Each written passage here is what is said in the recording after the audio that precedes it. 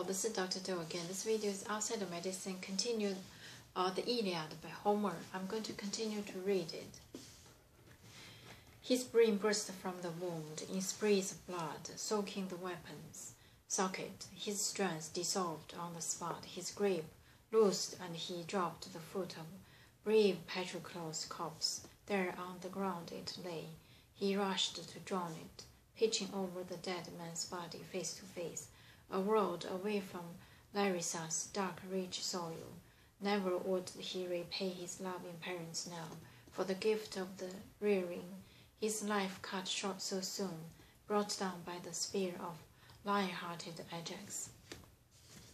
Hector hurled at him a sudden glint of the spear, but Ajax saw it coming and dodged the bronze shaft just by a hair, and the weapon caught Schedius, gallant Iphitus' son and Phocius' finest man, who made his home in the famous town of Panopus.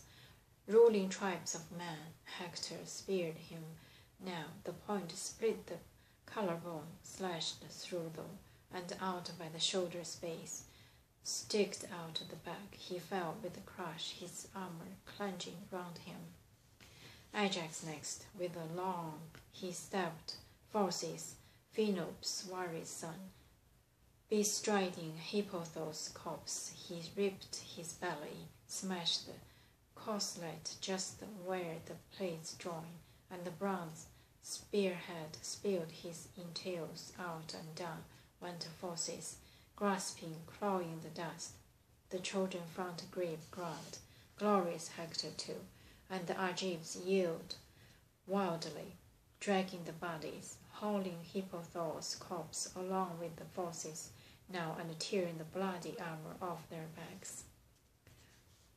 And then once more, Trojan troops would have clambered back inside their walls, whipped weak with fear by the Argives primed for battle. And they would have seized enormous glory, yes, defying even the great decree of Zeus, by dint of their own power and striking force. But god Apollo himself spurred Aeneas, taking the build of Periphas, Summoner's son, who had gone old as Herod to Aeneas' father, the aged king, a loving, loyal herald too, like him to the life. Apollo provoked Aeneas. Aeneas, how could you and your men save Troy with the gods against you? As I have seen other men who trust to their own power and striking force, their own valor, their own troop strength, even badly outmanned, defend their country well. But Zeus is with us here, decreeing triumph for us, not for the Argives now, but you are all frightened out of your mind. You cannot fight. The deadly archer, Aeneas knew him at once. Looking straight in his eyes, and the fighter loses a rousing shout at Hector. Hector, all you captains of Trojan allies, shame, what shame! Clambers back into Troy now, whipped weak with fear by the Argives' forces.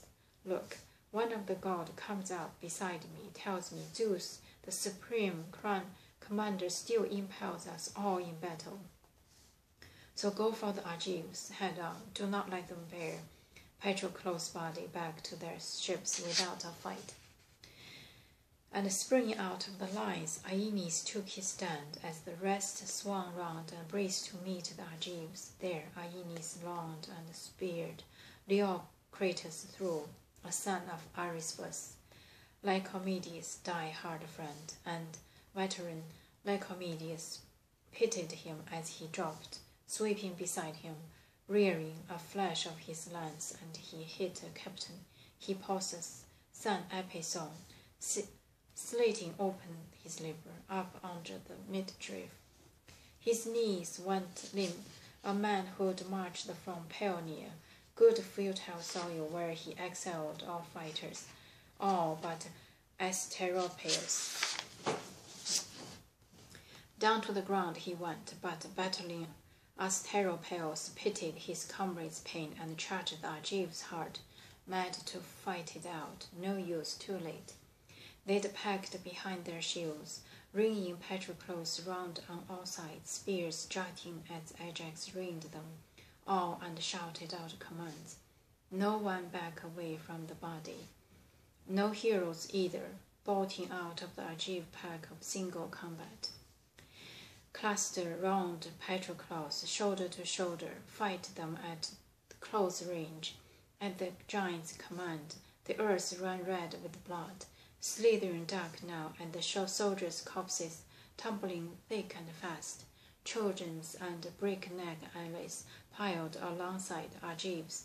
Who could the Argives fight without some bloody losses? But far fewer of them went down, remembering always to fight in tight formation. Defending front from headlong slaughter. So on they fought like a swirl of living fire.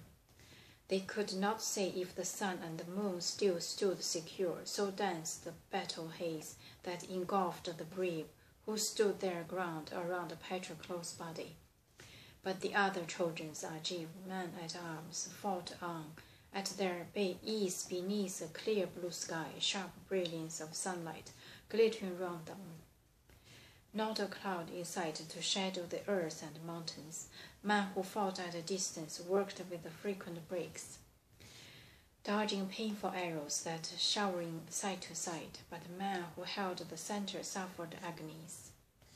Thanks to the haze and the carnage, ruthless bronze hacking their lines to piercing, there where the bravest fought. Yet 2 men there, famous fighters, Antilochus flanking Thrasymedes, still had not caught word of Patroclus' death. They thought the gallant soldiers still alive, fighting Trojans up on the clashing front lines. But the 2 men kept their lookout, always alert to their comrades' death or signs of instant flight. As the 2 fought out on the flank, just as Nestor's ordered, sending both sons forth from the black ships to battle.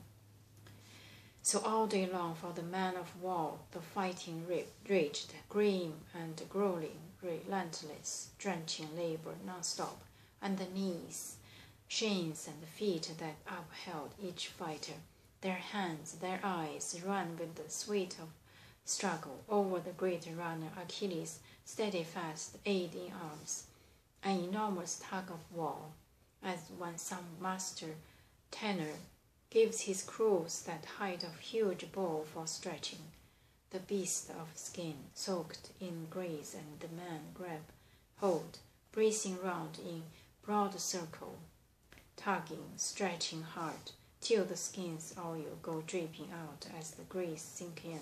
So many workers stretch the whole height tough and taut.